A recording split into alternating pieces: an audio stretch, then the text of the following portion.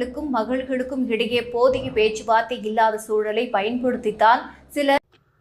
நீங்கள் சொல்கிறீங்க லவ் ஜிஹாத்தில் பிரச்சனை இருக்குது. நான் அதை பற்றி எதுவும் சொல்ல விரும்பலன்னு வச்சுக்கோங்க. ஆனால் அந்த சின்ன பொண்ணுங்களுக்கு, குழந்தைகளுக்கு, பொம்பளை பிள்ளைகளுக்கும் ஆம்பளை பிள்ளைங்களுக்கும் எவ்வளோ மனசோர்வு இல்லை என்னன்னு கேட்டிங்கன்னா, அவங்களுக்கு இந்த நெப்போட்டிசம் அப்பம் மூலிமா வர்றது என்ன வேணால் பண்ணலாம் அப்படிங்கிறது ரெண்டு இருக்குது.